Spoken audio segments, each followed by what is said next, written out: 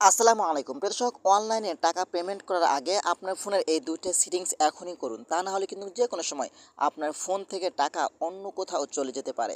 বিশ্বাস হচ্ছে না? তো চলুন আপনাদেরকে দেখিয়ে দিচ্ছি। আপনার ফোনের গুরুত্বপূর্ণ দুইটা সেটিংস আপনি অন করে রাখেন আপনার অনলাইনে পেমেন্ট করার আগে। তো এই কাজটি করার জন্য ফার্স্ট অফ অল আপনি চলে যাবেন আপনার ফোনের সেটিংসে। ওকে, তো আমি চলে আসলাম আমার ফোনের সেটিংসে। তারপর এখান থেকে গুগল সার্ভিস নামে একটি অপশন পাবেন, এখানে আপনি ক্লিক করবেন।